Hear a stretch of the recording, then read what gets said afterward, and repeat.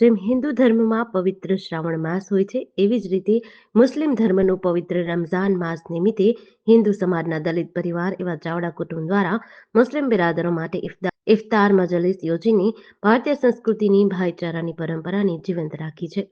ચાવડા પરિવાર દ્વારા આયોજિત આ કાર્યક્રમમાં સ્થાનિક મુસ્લિમ બિરાદરોને આમંત્રિત કર્યા હતા. સૂર્યાસ્ત સમયે સૌએ સાથે મળીને રોજા ખોલ્યા હતા.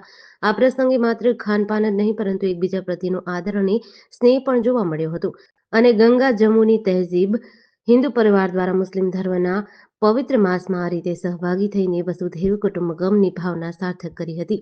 જેમાં વિજયભાઈ ચાવડા, ભરતભાઈ ચાવડા, જયેશભાઈ ચાવડા, પૂર્વદીપ ચાવડા, કુલદીપ ચાવડા અને દિવ્યદીપ ચાવડા સહિતના ચાવડા પરિવાર પોતે રોજા રહીને પણ રોજા આ પરિવાર દ્વારા 125 ઉપરાંત મુસ્લિમ પરિવારોને રોજા છોડાવ્યા હતા. ત્યારે લીંબડી ખરેખર છોટા કાશી કહેવાય છે તે સાબિત થઈ ગયું હતું.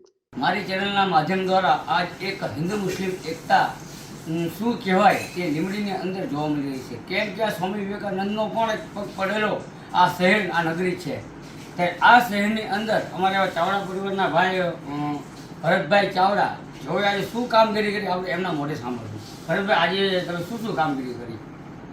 આજે અમે જે મુસલમાન લોકોનો જે રોજા મહિનો ચાલતો હોય, રમઝાન મહિનો, એ નિમિત્તે જે રાત્રે બધા રોજા ખોલતા હોય એના થ્રુ અમે લોકો જે નિયાજ આવે છે, નિયાજની અંદર નિયાજ મતલબ પ્રસાદ, જે હિન્દુમાં પ્રસાદ કહેવાય અને મોમેડિયન ધર્મની અંદર એને નિયાજ કહેવામાં આવે છે, બરાબર, જેને ફાતીઓ પઢીને આપવાની હોય છે નિયાજ.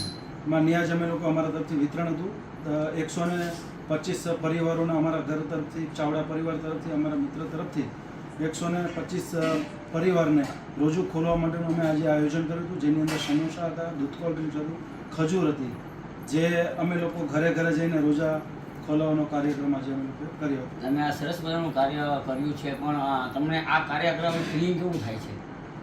એવું ફીલ્સ થાય છે કે જ્યારે મારા ખુદના પરિવારમાં એક ઉત્સાહ હોય, એક જે કહેવાય ને કે અમારા જેમ આપણે દિવાળી હોય છે એનો ઉત્સાહ હોય તહેવારનો, એમ મોમેડિયન લોકોનો બી આ રમઝાન બહુ મોટો મહિનો હોય છે.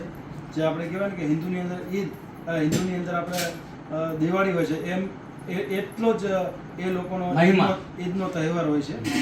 અને એ બહુ એ લોકો ખાસ મારો છેલ્લો પ્રશ્ન છે આપને કે અન્ય શહેર, અન્ય તાલુકા, અન્ય ગ્રામ્ય વિસ્તાર, અન્ય રાજ્યને તમે શું મેસેજ આપશો આ અમારી ચેનલના માધ્યમ દ્વારા? અમે એવું કહીએ છીએ કે પ્રથમ તો પહેલી આપણી પ્રાયોરિટી એવી છે કે આપણે એક માનવ છીએ. માનવતા ધર્મ હંમેશા મોટો ધર્મ હોય છે, એમાં હિન્દુ મુસલમાન હોતું નથી. અને હંમેશા માટે અમે એવું વિચારીએ છીએ કે ભાઈ તરીકે એકબીજા સાથે રહો, મુસલમાન હોય કે હિન્દુ હોય, એક થઈને રહો તો આ દુનિયાની અંદર તમને જિંદગી જીવવાની બહુ મજા આવશે. સરસ, આભાર ભરતભાઈનો, એમના પરિવારનો. હું કલ્પેશ વાઢેર, સુરનગર, લીંબડી.